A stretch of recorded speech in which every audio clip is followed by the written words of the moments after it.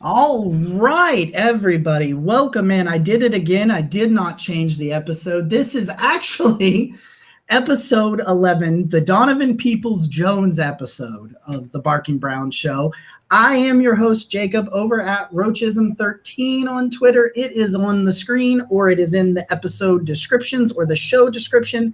I am live from my brand new house, my brand new office. We got Denzel with me. We got Baker with me. We're ready to roll. To your right, my left, the man that never misses, my wonderful co-host Nick Carnes at Carnesies817. Nick, how we doing tonight? You know what? This first episode we did, this was your baby, Jacob. So you deserve the all the credit in the world for this, for the fan episode. And so we had a late switch out. We've got a late addition. We've got a lot of exciting things coming, and this is probably my favorite night of the week. So I'm really excited to see how this goes today. Okay, I had to check something because my thing was being very awkward and weird. Okay, if you do not have Twitter and you want to interact with the show, you can shoot us an email at thebarkingbrownshow@gmail.com. I'll put that link in the description of this episode as well if you would like to reach out and contact us. Tonight is the For the Fans episode part 2. We have 3 wonderful personalities from Brown's Twitter. We're going to talk some shit with them. We're going to see what's going on. Maybe I'll be weird and awkward and, whatever. I don't know. It's already happening. We're 2 minutes in. Shit. I lost my train. Oh, I wanted to say anybody that would like to be on a future episode of one of these For the Fans episodes, please reach out, DM to me or DM Nick, or add us, send us an email, whatever you need to do. That way we can understand that you're interested in coming on, and we can, handle that way. All right, guys. We asked you last week to let us know what you thought about the show, let you weigh in, give us some reviews on Apple Podcasts, and rate us, reviews, and everything like that. Well, we got them. We got our first 3 reviews. I'd like to say thank you, and I'd like to read them. We have a 5-star rating, 8 ratings, 8 5-star ratings now on Apple Podcasts. I'm really excited. You guys have no idea what that means to us. It's amazing. So I'll start from the top. This is from Maddie the dog. He says, in its elite team, Jacob and Nick do a great job of bouncing off each other. The authenticity while bringing great analysis is a joy every week. Well done. Thank you. Thank you very, very, very much. That means the world to us. I will go with Neob9, who said it's an exceptional Browns podcast. Off-season has flown by, being entertained each week by Nick and Jacob. They offer timely, in-depth info while keeping it fun. Can't wait to see the show evolve when we hit training camp and actual games, because it's the dead period of July and the show is still a blast. That is what we're hoping. I saw a lot of comments today that said that Brown's Twitter is awful. It's full of drama. Somehow I didn't see the drama because I block people that are drama. I just don't want to deal with it. I said today, we just want to make you smile. We just want to make you laugh. Yeah. SMax1017 says it's a must listen. Thank you. Loved all the conversation. A lot of fun. Cleveland Browns insight on the upcoming NFL season. 9 episodes in, and it's obvious that both hosts know everything there is to know about the Browns. They are great hosts on, and you can hear their chemistry. Here we go, Brownies. Here we go. Woof, woof. That's from Big Kev. He weighed in as well. So, Nick, thank you. Continue rating, subscribing. Yes. Reviewing. Likes, the 5-star, all of that. You know, that's my first time hearing this stuff, Jacob. And it just makes me, you know what, because I love doing this with you, but the real thing is when we can bring some of that fun, that joy, that just share our passion with other people. So to everyone who's joined us, to taking the time to rate, review, like, subscribe, all of it, We're giving away another shirt when we hit a new tier of subscribers on YouTube. 225. Thank you. I just thank you. And Jacob, it's been, dude. I couldn't ask for anyone better to do this with than you, my friend.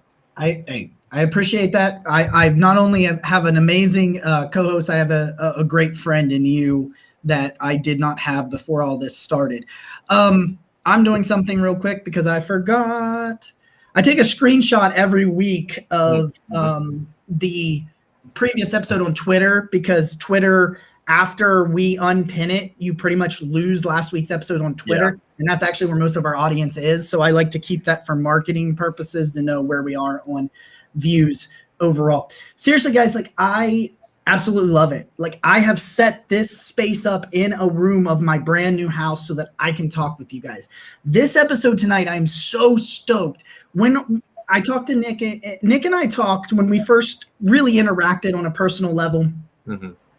After the season, I don't know, was January, February timeframe? Somewhere in there, so I would say. Nick said, I don't really know where I'm going with my Twitter account. I don't necessarily know what I'm building towards. And I said, what I'm building towards is a community where we can just escape everything and talk ball and just have a good time. And Nick was like, oh yeah, I really like that. And that's what we have here. That's what we have on the Barking Brown Show. That's what we have on Nick's Twitter and my Twitter. I'm not trying to muddle things. I'm not trying to say that any of the drama, I'm not taking sides on anything. And if you're involved in drama, I'm not saying you're a shitty person. That's not what I'm saying. But my account, and I know Nick feels this way mostly about his account, we're just here to talk ball, to be a little lighthearted, have fun, enjoy our Tuesday nights. I'm in my own. I'm upstairs in my house, so my wife doesn't have to hear me yelling at my microphone. She is so excited about that. She loves it. She's happy. I'm happy, dude. We got a dishwasher. We got a laundry. We don't have to go to the laundromat anymore. Now, I have to address one thing before we get to our guests. Okay. We have some great guests. I made a comment yesterday or Sunday, and I said that I really hope the Cleveland Browns add another veteran fringe roster corner situation. And I think it got misconstrued as I don't think the locker room is, or I'm sorry, that room is good. That couldn't be farther from the truth. I think Denzel Ward is borderline top 10. I think he's kind of outside of the top 10 for me, potentially because of the injury situation, not because of his ability, because he's ability-wise, he is definitely, I think, in the top 10. I still would take 14 games of Denzel Ward every year over 17 of Robert MJ Stewart. Anyway, so you know what I mean. That's not a shot at MJ Stewart. I like him, but I don't think he's a starting corner. He's a depth piece in this league. But I love Denzel Ward. Extra Crispy weighs in. He says, "You're not wrong." You see. I love Denzel Ward. You guys know how excited I was about Greg Newsome. I did another dive on Greedy's rookie year. I like those guys. Troy Hill. I keep forgetting about him, and I feel like that's disrespectful to Troy Hill. But because I think Troy Hill is such a he's a stalwart. I think Troy Hill is a guy that I'm not worried about. He'll be out there and he'll ball. Yeah. That's what I think about Troy Hill. However, 3 of your top 4 people, so 3 of the people I just listed have never played a full season. You're talking, I'm not sure about Greedy's college career, but I'm talking about with Greedy and Denzel's NFL career, and then Newsome, who's also a rookie, and corner is a very hard position for a rookie to play right out the gate. These are facts. People were like, oh, this one guy told me to chillax. I'm talking about injuries that haven't happened yet. And I said, no, you're not listening to me. It happens every single year for these guys. It's not season ending, but it's 2 or 3 games. And if those 2 or 3 games for Greg Newsome and those 2 or 3 games for Denzel Ward are on the same time, like a fringe guy like Garyon Conley, I'd be okay that I don't want Robert Jackson starting again. I love him as a special teamer, but I don't want him starting again in a game that could decide the division because we just have bad luck on a soft tissue injury. That's all I meant. Well, let's not forget when I think it was during the first Odell year, so the Freddie Kitchens year, when I remember I think all 3 of our starting corners had hamstring issues for a month. I mean, they just simultaneously all. I know that Denzel and Greedy had it at the same time. Yeah. And you just had T. Mitch was the only one that was out there that was worth a damn. And that's the thing. And like, I love to use the stat that the Rams secondary missed the least games of any secondary with injury in the NFL last year. But yeah, we took 2 of them. Yeah, and we did take 2 of them, but there's no guarantee. No. And so if you can add more contributors, or if you can add more depth, I mean Andrew Berry's shown from the beginning that he values that. So why shouldn't you? Yeah. Right? Like why are you taking flack for that? And then somebody's like, well, Andrew Berry cares about the cap. And I said a fringe roster guy. I'm not saying go give Richard Sherman 15 mil. I'm saying give Gary and Conley a prove-it vet minimum deal. That's all I'm saying. He was a high pick, wasn't he? Sorry. Gary and Conley is a former first-round pick. Yeah, that's my point. He's a guy that wants to prove it. Okay, here's the vet minimum. Help us out. Let's go from there. I'll catch up on the comments, and then we're going to get to our first guest. Marcus says it never hurts to have another veteran in the locker room. There's lots of young guys in the secondary. Yeah, I mean, even the leaders like John Johnson are not. I mean, John Johnson has experience, but he's not like a 10-year vet. You're right. Yeah. Outside of Troy Hill, I think everybody's 25 or younger in that room. That's going to be a major contributor. Ed says that the only drama should be the Barking Browns show fans united talking smack about the Steelers, Ravens, and Bengals. He's damn right about that. Extra Crispy says, I feel like Ward's going to get hurt again. He's good when he's not hurt. I agree. Mm-hmm. And Andrew says what I said this week. I'm with you on this. I also said it would be nice to still have Terrence Mitchell on the field. Very sad to have seen him go. We have some great – I understand he wants a bigger role, so I respect it. We have some great guests lined up. We have one of the best – I'm going to call him this. This is what I'm going to say it. I believe he's the best smack talker on Brown's Twitter. He's laughing. I can see him laughing down there. He knows I'm talking shit about him. I said that about Roger. I talk shit about him. They just go whoop my ass, and then I put him on the screen last time. All right, man. We're gonna get to our guest here, and he's rearing to go. So we're gonna get we're gonna bring Dave on here. Dave, what's going on, man? Hi, Dave. What's up, guys? How you doing? Good evening. Good, sir. How are you? Doing great. Well. I'm hot and sweaty because when I start talking about the Browns, I get all worked up and I just start jumping. I probably look at that. We're already rolling. We're rolling with the pit stains. We're coming in here hot. Listen, man, we have some good conversations on Twitter. I like a lot of our back and forth because we're not eye to eye on everything. But I've never in any way, shape, or form felt disrespected by anything you've ever said to me, which is like. That's what we should be, right? Like it should be like we had a disagreement, and I talked about this on the show last week. I had a disagreement about Sione Takitaki. And all it was you're like, I don't know, man. Like it's like I don't know if you're right about that. And I was like, well, this is why I think. And you were like, okay, I see what you're saying, and it just kind of, our fans, I'm super like, yeah, let's figure it out. But yeah. From other fans coming out of nowhere, no. Absolutely. And that's what I appreciate about you. I'm like, I'll just see some like Steelers fan slide into a conversation, which this is my thing about this. And I wonder if you two feel the same way about this. I talk to my wife about it sometimes when we talk, especially about Steelers fans. I don't think you see it as much, maybe Baltimore a little bit, Cincy, not really. But I feel like if Nick tweets anything, he doesn't even like I know what he did. I know he stirred the pot with let's talk about the time we stole a quarterback's soul. I know what the tweet was about. It had the picture of Big Ben dropping his head after the playoff loss. But it's crazy to me that in that tweet, you didn't even type the word Steelers, let alone hashtag the word Steelers. You didn't at a Steelers fan. You didn't put it on a list. You didn't anything. Because I know you can follow topics. Like I follow the Browns. So if anybody, if just the word Browns is in a tweet, sometimes it gets on my timeline. But do you guys feel like, especially because I think we're kind of seeing a changing of the guard between Cleveland and Pittsburgh, do you guys feel like Pittsburgh fans just sit there when they have some names like Nick and and like you and me and people that they know tweet things and they just wait and they constantly refresh feeds so that the second they find something they can pounce. I'm gonna tell you, they're nervous, man. They nervous. They know that the moment has come. You know, honestly, in the past years, even like growing up as a kid, you can mark down the Browns as 2 wins. Mm-hmm. Now you probably can mark the Browns down as 2 losses, and they nervous, which is why they reach back into their history. Oh, we got 6 trophies. Oh, we got this. Oh, we got that. We don't care about that. We beat you guys. We beat you guys 2 times in a row during the last weeks of the season, and we put 53 on you in your house without a head coach. You guys shook. So that's why they're checking comments.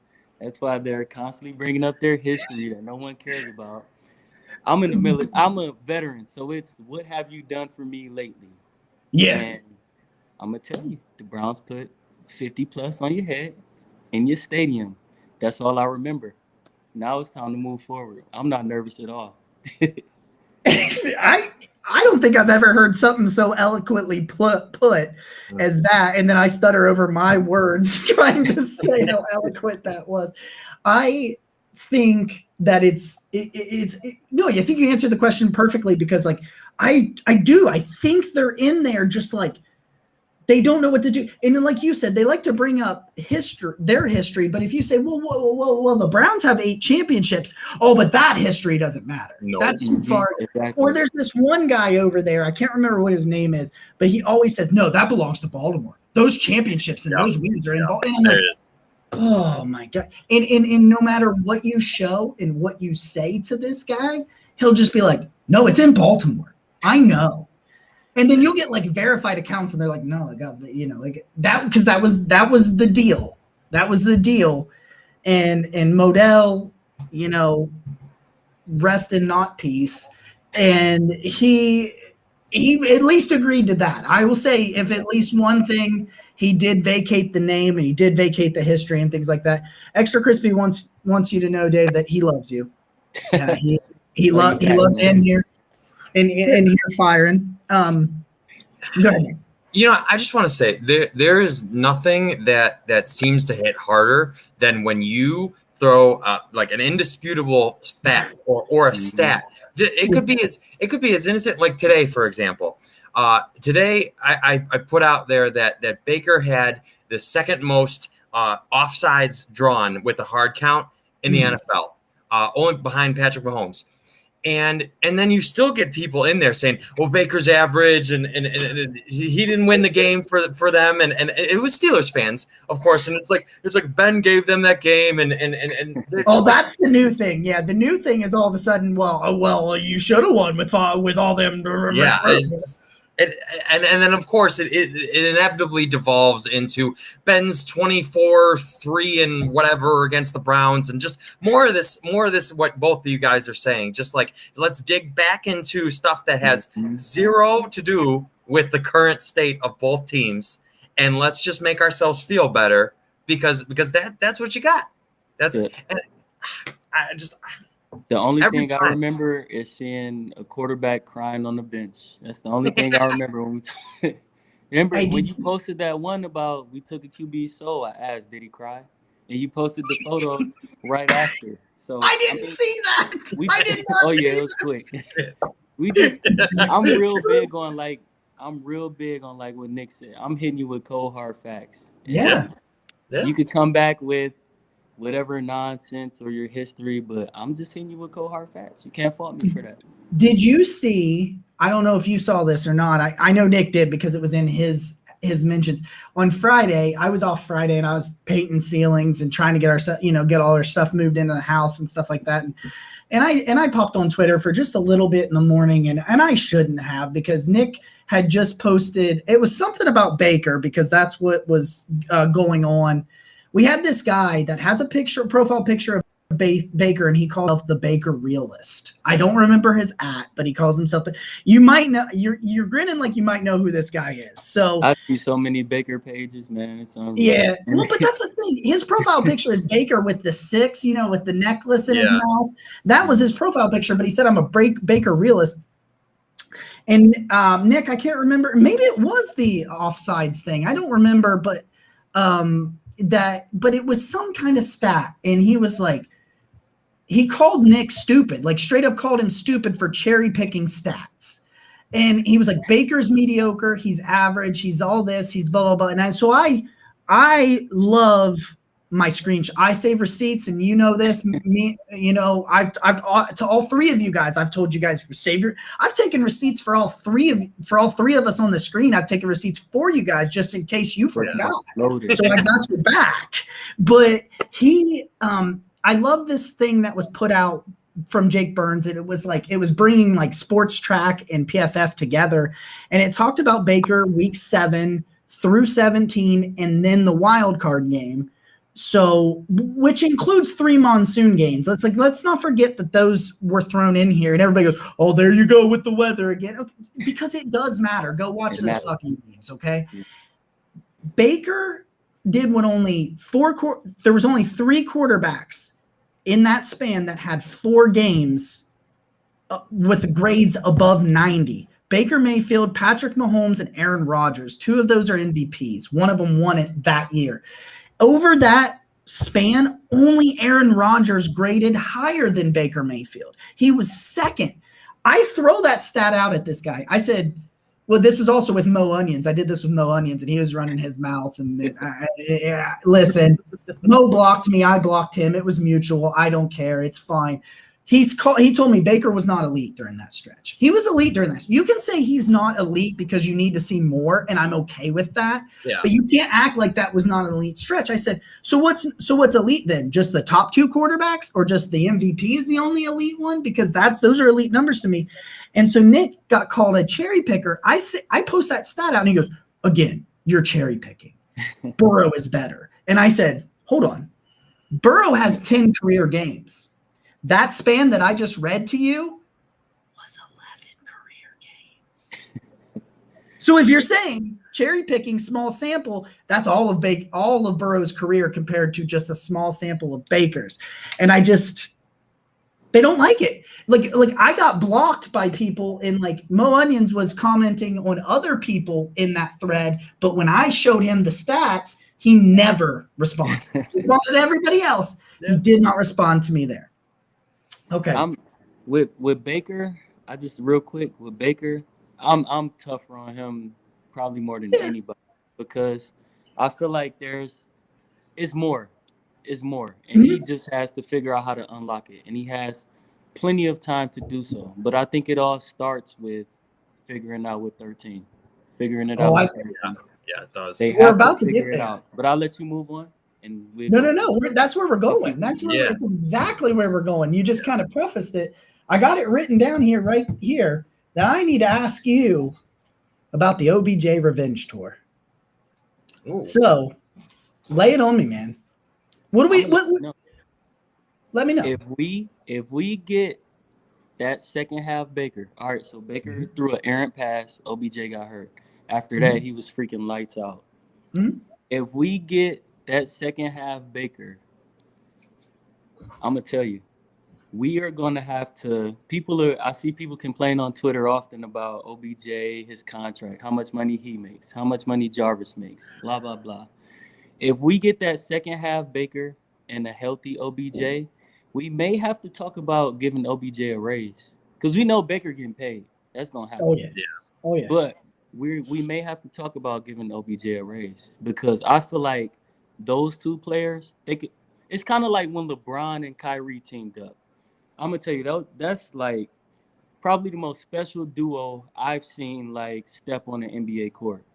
So I feel like that second half Baker, who's just getting it out, making quick decisions, not trying to force it, just kind of spreading the ball around, and a healthy OBJ, I think that, they can probably take us to the promised land, to be honest. And here's the thing. Again, I'm tough on Baker. I'm tough on Baker. The quarterback is the highest paid player on the field. It's up to him to figure out, what they need to do to, get things together. Because once him and 13 figures it out, it opens up for Juice running a mesh route across the field. It opens it up for Chief. It opens it up for Hooper, Kareem Hunt out the backfield. But they have to be on point. Yeah. Well, yeah, because you're Baker's the one throwing the ball, right? It's like Odell can't throw to himself. So you know what, Dave, that's a really good point because it's like whenever we talk about Baker, Odell, and all that stuff, I feel like a lot of times it's on Odell to fit into the offense, and I haven't heard the perspective a whole lot that it's Baker that needs to make this work with Odell, and I know it's a team effort, but I think you're very much correct because you're the quarterback. You run the offense. You're the engine of the team, right? So you have a talented receiver sitting there. You need to find a way to make that. He should elevate your offense. What offense gets worse when you add more talent to it? Exactly. And really you can look at Josh Allen and Stephon Diggs. I'm gonna be honest. Stephon Diggs made Josh Allen probably look better than what he is. I think so. I agree. But what was his reception total? Like 115? 100 something and crazy amount of yards. So imagine if 6 and 13 figure it out. 13 is generational. I really could say that he may be the best receiver to ever put on the Browns uniform. I mean, in all honesty. Jalen Ramsey still named him as one of the hardest people to guard, up there with D-Hop and Julio. Yeah, I mean that drop, that sound. I don't know when it was recorded, but I know that clip dropped today. Yeah. I saw the clip this morning. So I mean that's a recent thing. That's not what he said 2 years ago. Like if you look at that, just the physical traits that Odell. We got a comment over here from Andrew that said that Dallas game from OBJ. If you look at that game, go back there and look at that game. Think about that. Think about the way Baker hummed. Let's talk about I know the stats weren't there, but that Kansas City game, he was on point. He was not getting any separation or any help. And think about what a Dallas OBJ does to that offense. I mean, I heard it from Jack Duffin today. On the Feeling Dangerous podcast. If you go and you look at the advanced analytics, he outplayed Patrick Mahomes. Patrick Mahomes, had a better supporting cast and got more help and therefore played better, until he goes down. But those pinpoint, close window throws, I just say put Odell in there. And it's a whole different ball game. Ed says that DW stands for Dat Wisdom. He speaks the truth. I like that. So I think I really think that's how people gravitate to me because I'm a realist. Yeah. I mean, a lot of people they like to be delusional. A lot of our fans are delusional. A lot of fans from other fan bases are delusional. In both directions. I'm gonna always be down the middle. So thank you. Appreciate the comment. He says Pittsburgh must suck so bad that even with their rich history, they still get mad when Cleveland wins. that is such a great statement. All right, man, we're gonna have to get you out of here pretty soon so we can grab on to everybody else. But I got one last question for you. Go for it. So, which body part would you detach if you could, and why? Oh man, it's detachable, so you can put it back on and take it off and on. Let's see. Probably my nose. Okay. All right. So that yeah. So what? I you know what? I think if you smell something really bad, I can take it off, put it in there. Exactly. Yeah. All right. Co-workers' breath. You don't want to be around me because I smell like shit. Yeah. Exactly. I dated a girl in high school that I broke up with her because she had bad breath. That's a true story. Dude, it never got any better. And that's rude. I shouldn't say that on TV. I'm not on TV. All right. All right, Dave, man, it's been great chatting with you. Absolutely. We will definitely talk to you again. I love all the banter we get back and forth. I love where you, like you said, you keep it real, you keep it down the middle. Yeah. I know I can get a little biased from time to time, and I know if I'm getting biased if I put something out and you say, "Hey, man." Hey, you like, do the same thing to me. Yeah. You do. You keep me grounded, Dave, and I appreciate that. Yeah. Hey, man. Thank you guys for having me on. I love watching you guys' show, and I look forward to coming on again. And I look forward to do a lot of winning. Let's meet up at the Super Bowl this year, baby. Hey, I'm gonna be up there sometime. We'll see if we can. Yeah, Dave. I hope we get to all see each other at the Muni somewhere in there. Oh yeah, I'm coming up. Trust me, I'm in Dallas, but I'm coming up at least 2 or 3 times. So I was at the Dallas game y'all was talking about. That's dedication. I respect around the stadium. So. Hey, thank you guys. All right, man. I really appreciate it. We'll talk to you later. Man, that was phenomenal. He is one of the better personalities on Brown's Twitter for absolute. If you don't follow Dave, you're missing out. Yeah, absolutely. Yep. You need to go remedy that real quick here. All right, guys. So we are going to move on to the man behind the mask. I don't know if it's a mask. This is a guy that actually was one of the first people I think I can vividly remember having like legitimate conversation with, you know what I mean? Like a legit, like not just a go Browns or hell yeah kind of thing. I've had some conversations with this guy several times online and on the internet. And I always feel like he's a really supportive guy too. He's a really good dude. I enjoy having a conversation with him. So we're going to bring in the Brownie elf himself, our good friend, Mike. Mike, how are you doing tonight? Hi, Mike. Hello from Florida. Hey, wow. No, how fun is it right now? Mike, I did not know. Okay, so I didn't realize that Dave was from Texas, and now Mike, I didn't realize you were from Florida. We're this fan episode and what we've got coming. We're going all the way around. We covered some distance today. I'm born and raised in Northeast Ohio. Okay. I just my wife for work. This is where we landed, and we love it down here, man. You know. How long you been down there? I've been down here over a decade, man. Nice. I mean, I've come back for family and other stuff. Hey, Nick, Dave is weighing in that he's from East Cleveland. Just so you know. Sorry, right? Dave. He had to set that record straight. Dave is in Texas, but not from. Sorry, my apologies to you, Dave. Which I thought was the case. I thought I had heard him somewhere say that he was. I knew what I meant to say, and I just stuck my foot in my mouth. So I'm sorry about that. So Roger, our good friend Roger, said that was an excellent segment with D. Will, in that he laid it down on Pittsburgh, and that was his favorite part. So he enjoyed that. He said hi to the Elf Man. He does. He calls Mike the Elf Man. Right. In all of our group chats, he'll be like, "Hey, Elf Man," and I'm like, "Whoa, that's aggressive."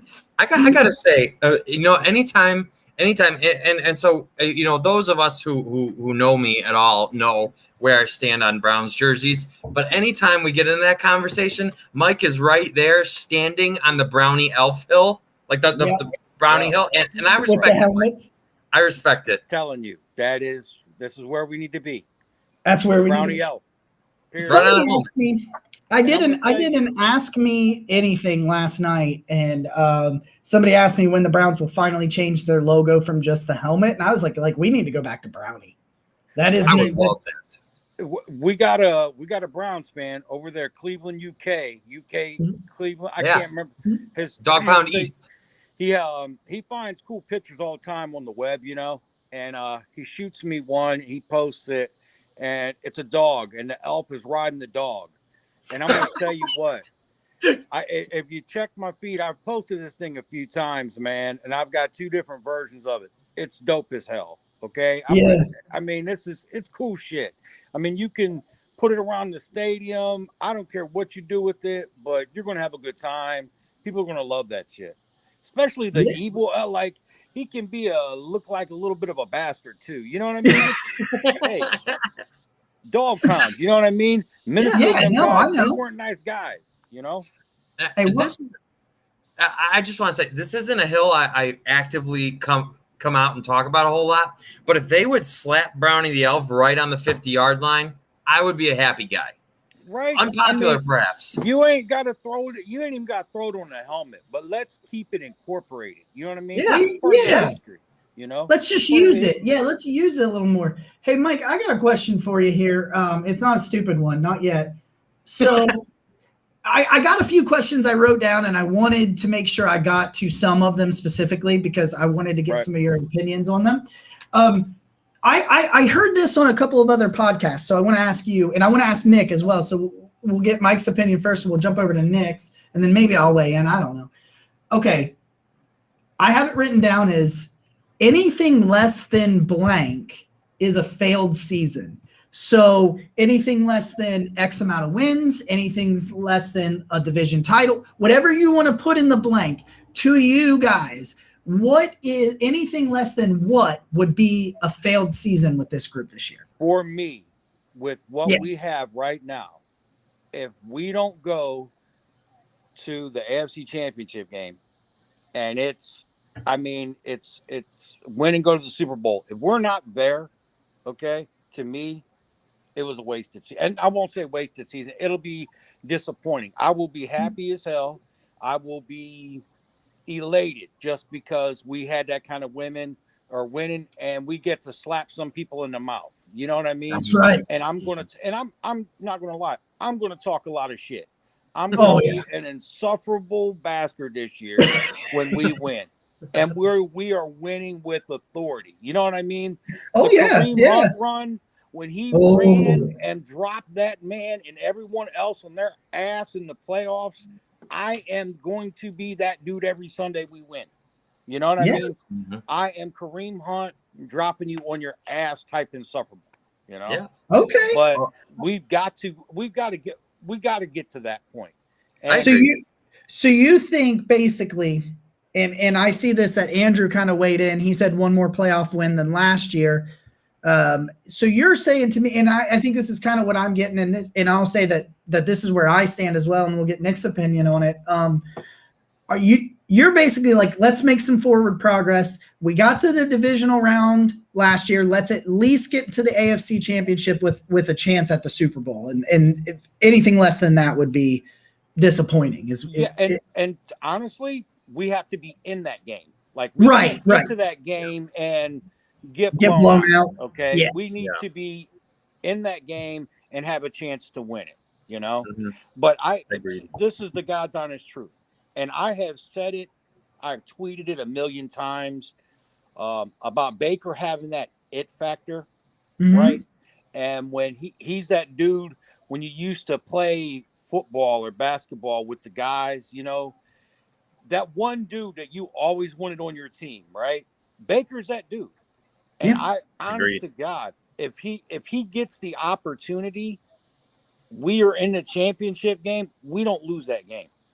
He will, I'm telling you, his will, we will go to the Super Bowl. If we make it to that championship game, we're going to the fucking Super Bowl. I promise. I like it, Mike. I like it a lot. Nick, where do you fall in here, Nick? Well, so I want to say I'm already insufferable. And, and we're not, you know. I've got a couple fun Steelers tweets in the drafts for maybe a special rainy day coming. But I, you know what? So I think both of you are right on point. You know, you have to advance. And especially when you consider the defense that the Browns dragged into the divisional round. And just what they had to overcome to get there. It's like the defense should be so much better. That to me, even though the schedule's tougher, I think it is. I guess that's up for debate. But you need to go beyond that. And it's like you cannot. So to me, I don't care when you play the Chiefs. I think playing the Chiefs is. I mean, a lot can happen in the NFL season, but. If you play the Chiefs again and it looks like they're still playing soft toss beyond week one, because I know week one's going to be, that's not acceptable to me. It's not. Okay. You've added too much talent to be there. But I want to come from a different angle. The Browns have not won the AFC North since they re-entered the league. It's time to win the division. It's time to host a playoff game. It's time to finally overcome and be better than the 3 teams you play twice a year. I need the Browns personally to finally take the AFC North and win it. Because then I just want to say, you hosting a playoff game, give Cleveland that. Bring the fans there because I think purely that home field advantage. Fans here are so starved for that big of a game to be played in Cleveland.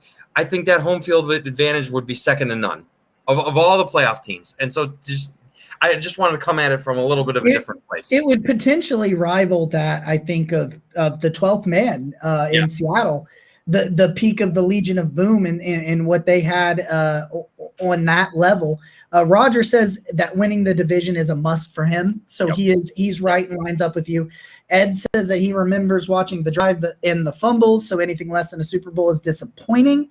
I can see that. I get that. I'm a little bit too young to remember those, but they have been etched into my brain from my father. So yeah, I'm with you guys. I want so bad because I've just heard this whole offseason that it was a fluke. I've heard so much shit from the Steelers, so much shit from the Ravens fans, and I just wanted to shut them the fuck up. I just want to shut them up. I had a tweet liked by the Cleveland Browns, right? Oh. And I actually posted online because I didn't realize until I seen Gab Gowdy do it. Shout to her that, like she had posted where like someone had commented or liked or something. I'm like, okay, well, shit, I need to post that one. And the tweet was, it's time for us to win and take our spot more or less back at the top of the AFC where we rightfully belong, and we belong up there. I mean, last year was no fluke. The fluke was a certain bastard running for almost 10 yards and getting a first down and snatching the life out of us. Okay. That was a fluke. Yeah. That was a fluke. It's 13 Andy yards. Reid being afraid to allow Baker to get the ball that he went for it. Yeah. On Fortnite. You know what I mean? So like that's a real thing. Flukes. Those were and that's a real thing. We talked about it last week or the week before, somewhere in there we talked about it. That's a real thing.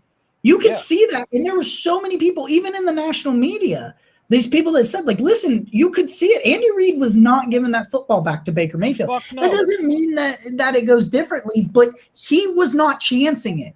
Because of what I said 5 minutes ago. He has that it factor. That dude's will to win. I'm telling you, we saw it his rookie year. Yeah. When we're playing the Ravens and we're on that final drive.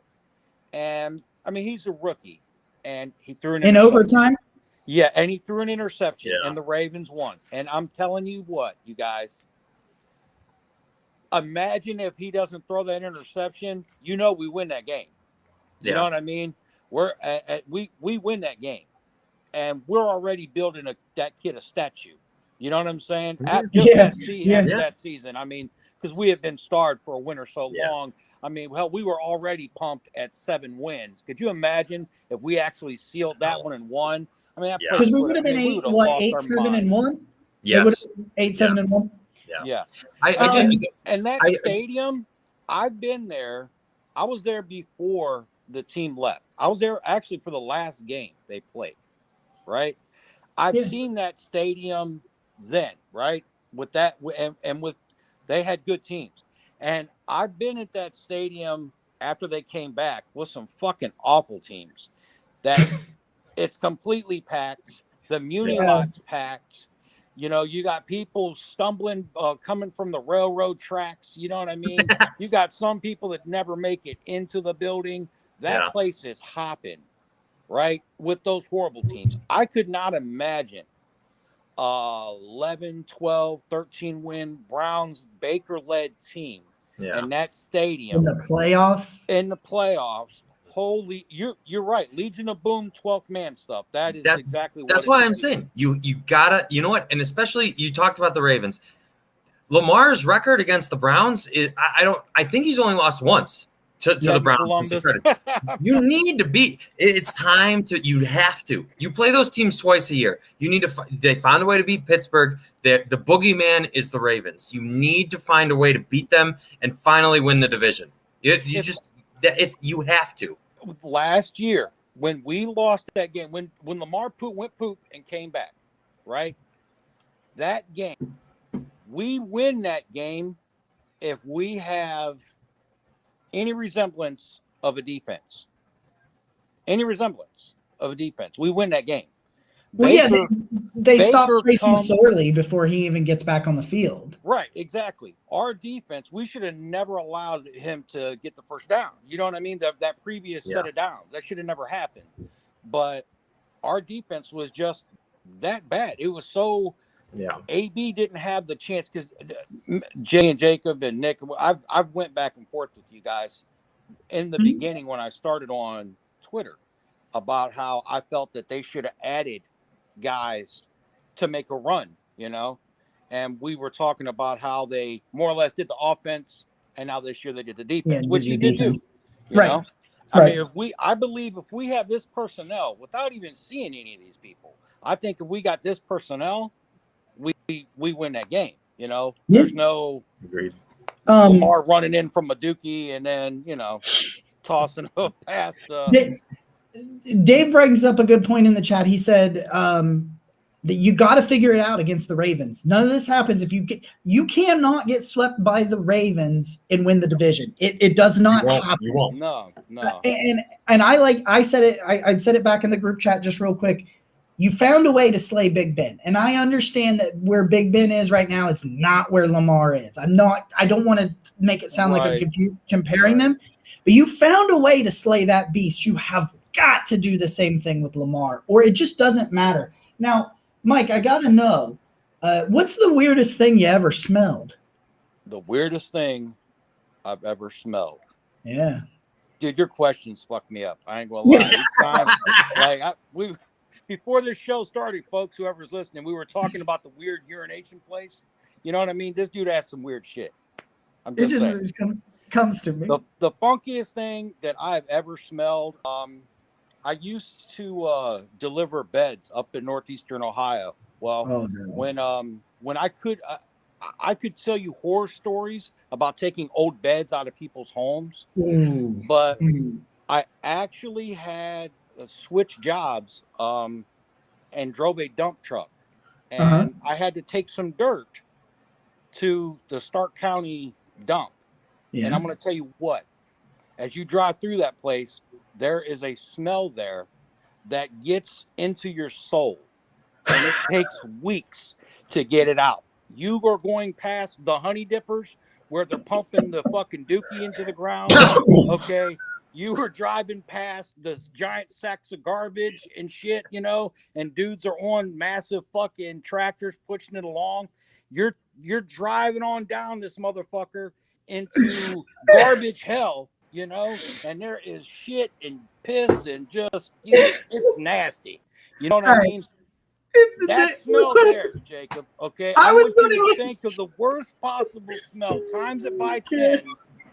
And that's half of what it's. Oh boy! Well, the worst thing I've ever smelled was in Afghanistan. They burn their own shit.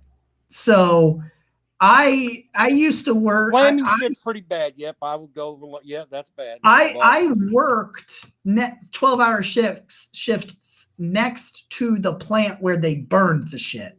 So I'm not. That's the only thing I think that can potentially rival that. All right, Mike. You've been great. We got one more Mike. to get to. Thank you. Love guys. This was awesome being on. Hit me up again, Roger. Me and his old ass might start our own podcast. You know what I mean? Two old. There you go. I would listen to the fuck out of that. I would love that. Elfman and Roger.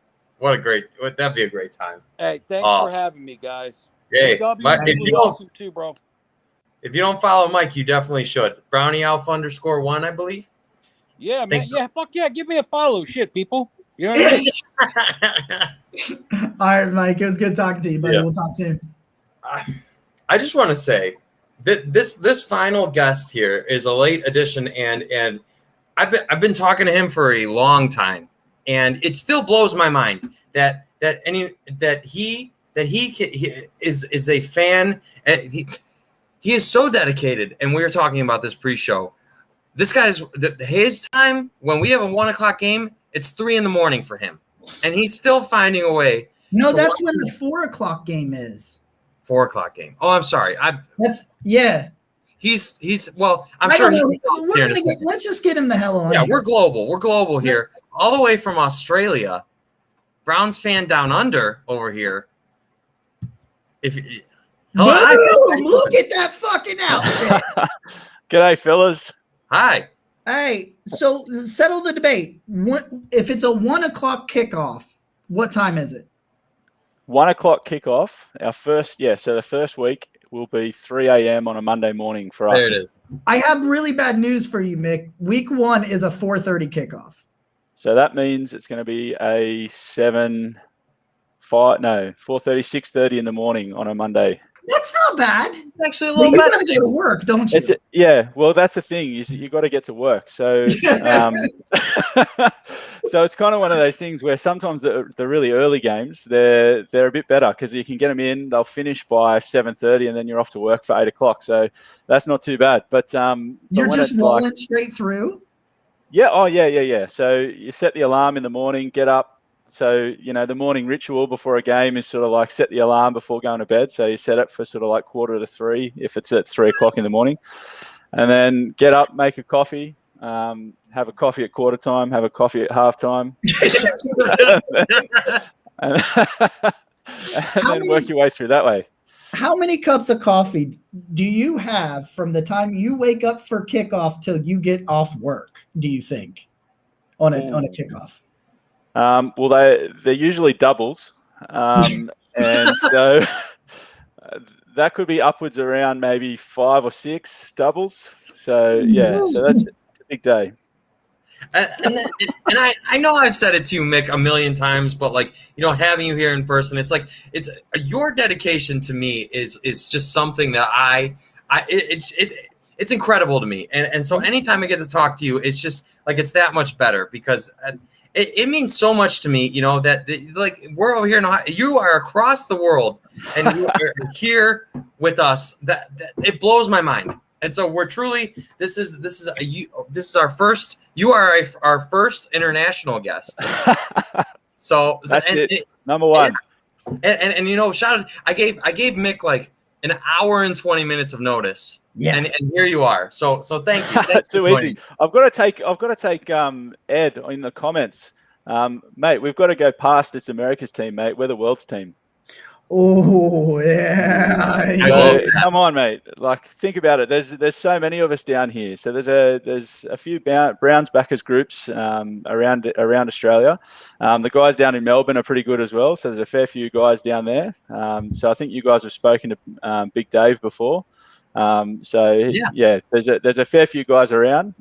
So we've got a fair few guys here. It's a bit hard to get everyone together to watch games because they're so early in the morning. But the last couple of years, I had one of my mates. He's come over and we've watched every game. So we'll go either to his house or my house for 3 o'clock in the morning. And so whoever's heading over buys the first coffee, and then it's coffees at their place and whatever. So I'm asking my mom real quick. I told you this the other day that my aunt, her aunt, so my great aunt, she's in Australia somewhere, and right. I kept forgetting, so I just texted her to see if she'll text me back so I can figure out what. Well, you were telling me and you're saying names of cities, and I recognize some of them, so I feel like potentially that she's. So I'm in Sydney, or just south of Sydney, and then there's another group down in Melbourne in Victoria.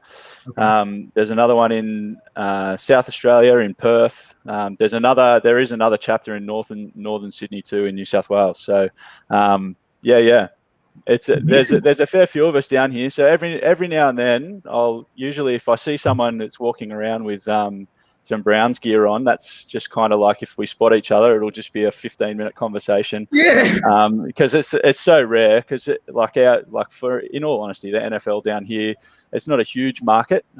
There's a lot of people that watch it, but you don't see. I could go for a walk and walk around for 3 hours, and I might see 5 bits of clothing from the NFL in general. Mm-hmm. So if you spot another Browns fan, that's just, mate, we're going to be talking for ages. I yell at people across, especially this past season, and I write parking tickets. Well, I just recently accepted a new position, so next week's my last week writing parking tickets, which is fucking awesome. But like, I'll be out writing people a ticket, and I'll look up and see a Browns jersey across the street, and I'll yell. I don't give a 100%.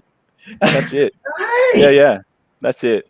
So I've taught my kids that if they ever hear anybody going, "Here we go, Brownies," they're all woofing and carrying on as well. So that's great. That is fantastic. Okay, I got a question for you. Okay, so for you, I've said this conversation because I've heard it on other podcasts, and I'll get both of your opinions while we're at this. There's a lot of intrigue, I think, this year for camp battles. I think there's a lot of like positions where there is, for once, it's because of a plethora of talent, not a bunch of pieces of shit that we hope one is shiny and we get to start it. So for you guys, what position is it doesn't even have to be the one you think is going to be the best competition, but which camp battle are you most excited for? We'll start with you, Nick. Mine's the DTs. Yes. Easily. So I kind of feel like I think you put out there the other week just something about what's the position group that we kind of feel like we need is kind of worried about. And for me, last week, yeah. I kind of feel like cornerback is just that spot where the depth just isn't quite there. And as we talked before, like just another veteran in there would be fantastic. But in terms of like training camp battles, DT is where it's at. There's just too many bodies in that room, and like there's too much. And there's too much talent in there as well. So it's going to be amazing. Just like when the people that we have to let go from that room, man, they're going to be snapped up by other teams very, very quickly. I like that. She just moved to Melbourne. That's where there she's you at. go. There you We'll go. got to get her in touch with Dave. Dave down there, they'll have it all sorted. Yeah, there we go. Because he's Dave's the president of that chapter, correct? Yeah, I think so. Yeah. Okay. Yeah. It's Dave and Max. Dave and Max down there. They run it down there. It's unreal. Gotcha. So Nick, what are you looking at? What are you looking at? Are you looking at D tackles? Are you going to go with a different answer just to change it up? I have something a little different, and as we've gotten close to the season, I've been thinking about this more. And defensive end to me is really interesting because I'm a sucker for value, and so Andrew Berry literally just plucking Curtis Weaver off from Miami for nothing is really interesting to me, and especially. I can't remember I believe he led his conference in sacks, if I'm not mistaken. Yeah, Boise. Mm-hmm. Yeah, the Mountain West. And I'm sure we've all seen the pictures of how he has bulked up and gotten a lot. He looks a lot more like a defensive end now, and that interests me a lot. But the one to me, so the Browns tried 3 times to claim Takk McKinley. 3 different times last year. Yeah. Yep. And so he showed a lot of promise his rookie season, but hasn't been able to put it together since. Really, he's dealt with injuries and some other stuff. And I think between him and Clowney and Weaver himself, but I think there's so much upside and potential there. And I would love to see. And maybe we just win the lottery and they all pan out. But even if just one pans out, that's an absolute home run to play next to Myles Garrett. And I think a lot of us and Olivier Vernon really kind of came on last year, but it wasn't with Myles. I think for a long time, everyone has been waiting for the Browns to really have Myles Garrett and a Robin to his Batman. And I don't think we've gotten to have that yet. And I think between the three of those guys, one of them will be that guy that we've been waiting for, where it's just like, you can't 100%. block these guys. Yeah, 100%. It's going to be amazing to watch. And that's what I think also adds to the DT room, is because of the fact that you're going to find yourself having three of those guys on the field at any one time. So it's just going to be ridiculous. So to have this going on for the Browns, it's just going to be so much excitement during training camp, just trying to work out who is actually going to make the team. Yeah. That it's so crazy, honestly, like, to think of where we were, like when I was overseas, it was 0-16. I was in Afghanistan for 0-16, and just to think, because like for me, it feels like I was just there. I know it was 4 years ago or so. Actually, about 4 years to this day. And so it seems like it's where we came from 1-31 to sitting here. Like, I've had some people like call me stupid. I've had lots of people call me stupid on the internet this week, which means they're figuring me out. And so but I'm getting called stupid about questions over depth, not over can our 7th round pick start. How good is that? Like, we're talking about cutting picks. Like, there's a legitimate, like I think Richard LeCount, he's the one that I'm worried about being a borderline guy, but I still think he's better than Sheldrick Redwine, so I think he probably takes Redwine's position.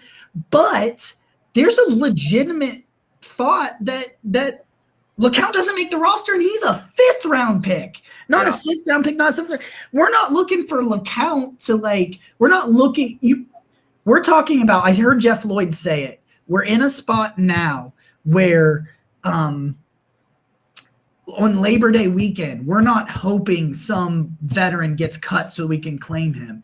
People are going to claim our Labor Day weekend cuts. Yeah. And like you look at that DT room, like if you think of someone like a Malik McDowell, right? Like, what's going to happen with that guy? So he's either going to turn up and he's going to ball out, and then we've got some 6'5" monster sitting on the D line that, like, we've jagged, out of free agency basically, and then who's going to have to make way for him? The two new guys, Wilson and Togiai, they're going to be unreal, but we've eventually someone's got to get cut, and if you start talking people outside of those three, they're going to be snapped up very, very fast. I don't really reckon the day we cut them, they won't last 2 hours. They'll be picked up. Yeah. The only guy I could see potentially going, because I've heard this as a McDowell is a practice squad candidate. I don't think he would be a long practice squad guy. And the only reason for that is that he's already had an injury in camp and that he hasn't played. He's the only one, but he's like that guy that he sits on your practice squad for an hour. And then somebody's like, wait, I can get that guy. He's exactly what you said. Right. Hey, he's going to get snatched. Maybe somehow he clears waivers and you get him on his practice squad. But if you don't protect him, he's gone. He won't stay. Have you ever looked at any of the pictures from camp and you go, hey, where's Malik McDowell? It's not hard to find him. That guy is a monster. He's a full head shoulder taller than everybody else on that field. It's unreal. And the Browns aren't small. He makes Myles Garrett look like he's a backer. Like, I know, like, not tiny, but you get what I'm saying. Like, Myles Garrett is a monster, and Malik just McDowell. Take it on a tangent here, just on size differences. The one that just blows my mind is you look at the photos of Jamie Gillen, and that guy is huge. But then the picture from the workout, he's just like a small boy compared to the rest of Myles Garrett. He would pick me up and chuck me down my stairs with one hand. So an interesting thing, I want to know, like, hey, what secret conspiracy theory do you want to start? Conspiracy theory. Yeah, I'm all about the conspiracy theories. Let's start one, right? Tinfoil hat. Orange jersey. I'll put the tinfoil hat on. I think the conspiracy theory is that we will see the orange jerseys this year. Whoa! I think you're spot on there. I think we will see them. Oh, Mick, you're making my heart so happy right now. I think we will see them. Oh man! And if you want a different one, I'll go with I actually think the Steelers will come fourth in our division this year. Wow! He said it. I think there it is. I think the Bengals are going to come third. Hey, that line doesn't even have to be good. It just needs to be better than it was last year. Now, Mick, let me ask you, like doesn't the Steelers, the Ben's record against the Browns mean they get like extra points in the division? That's right. That's right. They start with 3 points. There you go. Right. There you go. Yeah, because really, you talk to a Steelers get up fan and walk away with that shit. No, I thought it was just every trophy apparently that they've won, every other team in the division starts with less points. Yeah. See, there you go. We all start 0-1, and they start 1-0. Right. That's right. And that's how it works apparently. I need my toes to start counting. Hey, that's right. Today, I want to get you guys on this. I saw something today where I don't even know where the graphic was because the person that I saw that shared it said it wasn't their graphic. But there's always some playoff teams that miss the playoffs the coming year. I saw a graphic that said these are the playoff teams that are going to miss the playoffs this year, and it had 8 of them, which I thought that's half of the playoffs, so that's kind of crazy. But I said here comes half of them of the playoff teams. And then I noticed, it's a popular opinion to say the Browns will be one of them. But then I noticed below them was the Ravens and the Steelers, and I thought, hold on. Cincy is winning the division is what you are implying by saying that. Wow. Maybe they win 9 games. Maybe.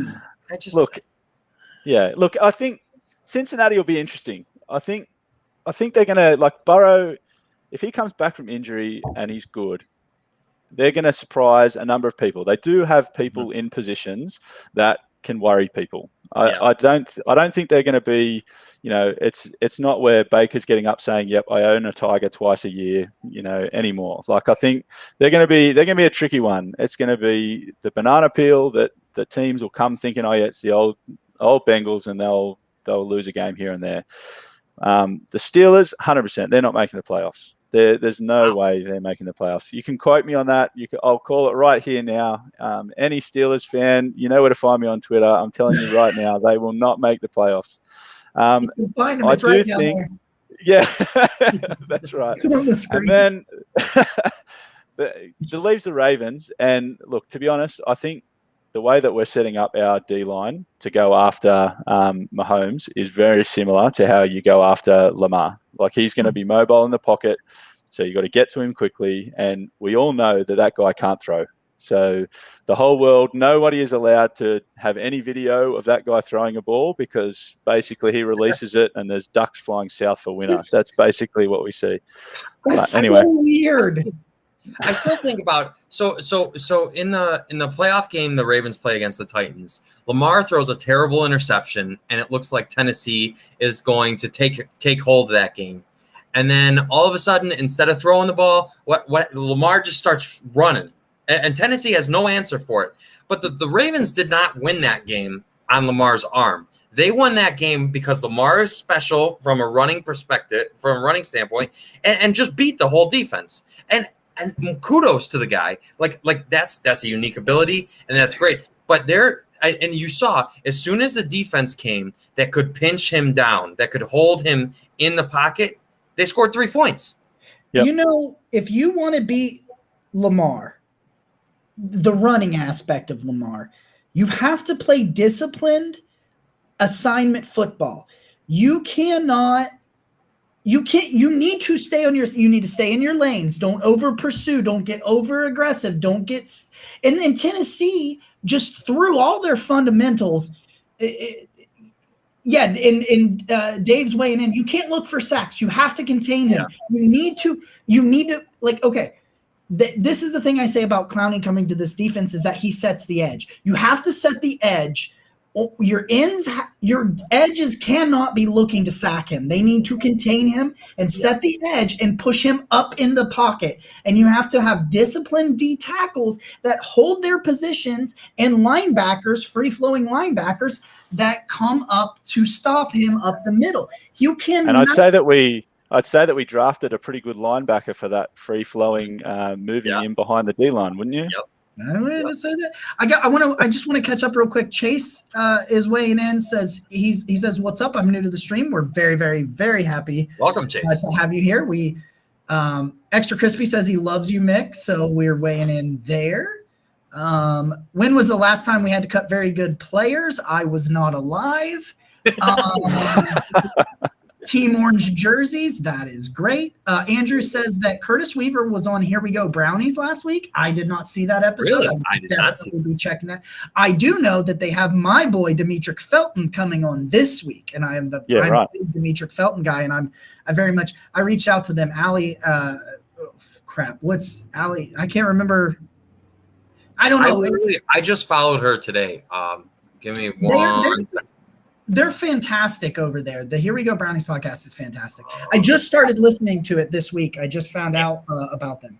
Allie_Hysong, HYSONG. Yes. Okay. The graphic was made by the one of those 11-year-olds. The Bengals will need Mixon to be healthy. I agree. High Song and Dustin, that's what it is. Dustin. I could not remember Dustin's first name.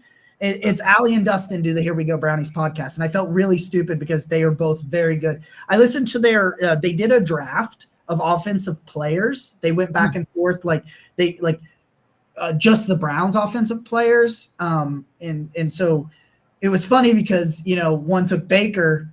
Allie took Baker, I think, and she was about to take Case Keenum and really screw Dustin. And Dustin's like, I have to take Case on this pick. And he did it, and he saved himself, and it was great. You got to spy and throw containment stunts at Lamar. Yes, containment. Yeah. That's what Dave said. That's what I said. That's what all of us are saying. Don't go for sacks. There's going to be an opportunity, yes. But do not be over aggressive, because that dude, you think you know how fast and quick he is and athletic, and he's more. I promise that he's more. Okay, Nick, your opportunity here. Get one last question in here before we have to let Mick go. So I know Nick's got a zinger. I see it building up in him. Oh, man. We've talked about so much. One more. You want me to ask him this other one? Yeah, Jacob. What part of a kid's movie scarred you for life? Oh. The new Frozen movie, Frozen 2. Yes.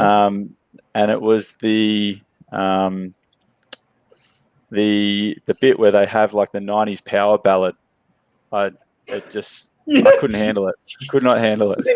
I've seen it. I've got young kids, and I've been put through it so many times. I just can't handle it. I have to walk out of the room.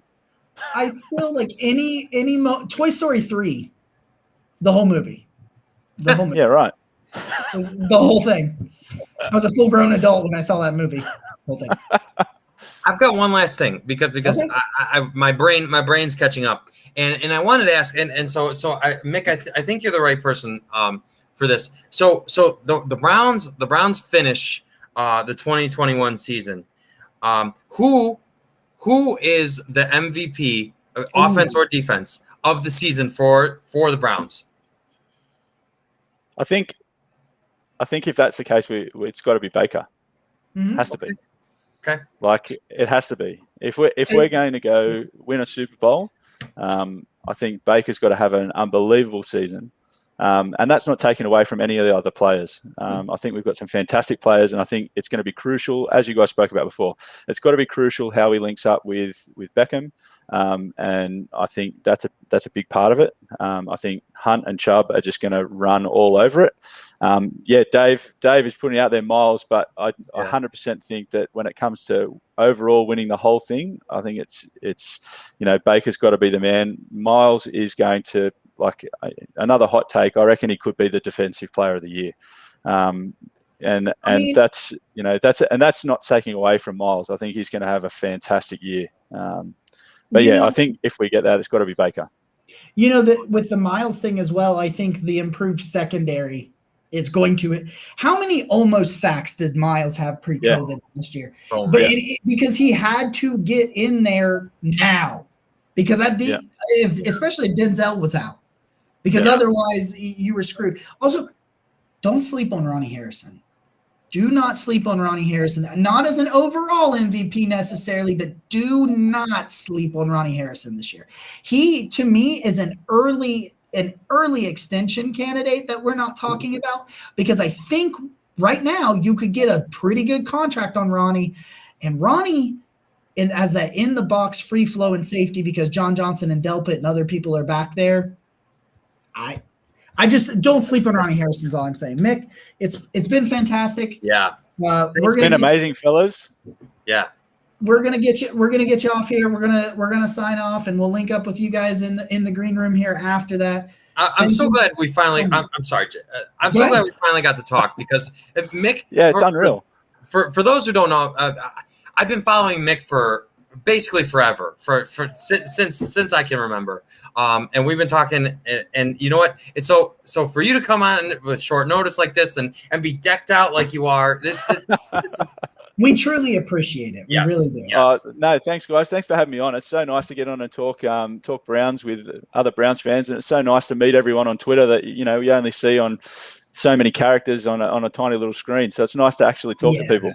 Absolutely. To elaborate to what you mean too, because people will misinterpret what you put in text form very, very often. So Mick, we will talk to you soon, as soon as we sign off. So we'll talk to you in a few minutes, my friend. So thank you guys. Thank you to Dave, to Mike, to Mick, especially with all the energy that you guys brought. This has probably been the most this is what we started this stuff for, is to be able to come on here, to be able to have these conversations, to weigh in on things. We got a special training camp episode preview coming for you next Tuesday, the 20th. We do. We are nailing down our guest right as we speak. The announcement will probably come Friday or Saturday. This announcement for this episode was supposed to come Friday, and I forgot, and that's why it came on Saturday. So we'll see if that happens again. I bet you it will. Well, to be fair, Jacob, you're moving into a new house. You're getting a new job. You're just climbing and doing all these great things, Jacob. Look at you go. I'm about to start working for Ohio University, which is my alma mater. So I start there on the 26th. Things are in chaos. I'm actually going to get off this and go paint my living room walls, which is what I did until I got onto this podcast. And does he ever stop? The answer is no. No. Does the pit stains show you? It doesn't. I'm going 24/7. I'll tell you what, Jacob. So much some of those McDoubles. Well, the McDoubles, damn right. That's right. Well, double entendre, but you know what I'm saying.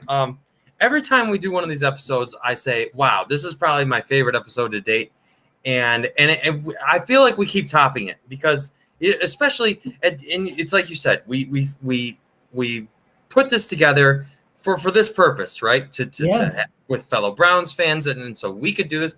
And you know what? So this is our farthest reaching, from Florida to Texas. We got two Clevelanders, and then all the way to Australia.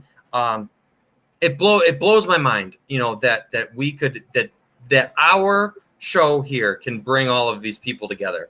Hey, I wanted to tell John that 100% the Roaches do rule. Roaches rule. That's right. Roaches rule. Put it on the screen there for a second. Greg, Bobcats. That's right. Oh yeah. Let's go, baby. Get drunk. There it is. I don't remember most of my undergrad days. I don't remember. But I just want to say, and you read the reviews to start the show. Yes. That means so much to both of us. Thank you to everyone who's here. I saw we had some new people join us, and we've got some constant, like Ed and Roger, and Extra Crispy and everybody here, thank you all for joining us. If you and you know what, I'm making it my mission. If you leave comments on the YouTube video, Jacob and I will probably both respond. Yeah. Because we don't notice the other one responded already. Yeah. We're like, oh, hey, we want to go. We're a team here. So thank you to everyone. Those subscriptions, the likes, the 5-star reviews on the podcast, all of that helps us so much, because by the time the season comes, we have so many special things planned. And so the more that happens, the more we can do, the more we can grow, and the more we can be with all of you. So thank you for all that. Please continue. I said this, and this is the last thing I'll say. I said this. I got to say this. I've said this to my wife. I've said this to my dad. I said it to all my current coworkers. The dream is that people want to talk football with me for any reason whatsoever, even if it's just that you think I'm stupid. And I have people, and it doesn't happen a lot. And in my opinion, like, I know that it, like, overall it's an opinion. That is what it is. But sometimes I open my Twitter and people at me for no reason in particular, but to ask me an opinion. I got so many great asks last night on the Ask Me Anything. My take on wide receiver 2 or wide receiver 3, which actually barreled into the fact that I am a DPJ Stan account now. That is what goes on the internet. I get these questions, like, people have come to me for football opinions, and that is all I've ever fucking wanted to do, man. So yeah. Hey, Mick, we love you. Thank you for joining us. Go Browns. We will talk. For giving us your time. Chat with you soon, my friend. Yeah, that's it, man. Nick, you got anything else? Not. This has been episode 11, man. I can't believe episode 11 already. The Donovan Peoples-Jones episode. As always, I'm Nick. He's Jacob. There's just the roaches ruling over there.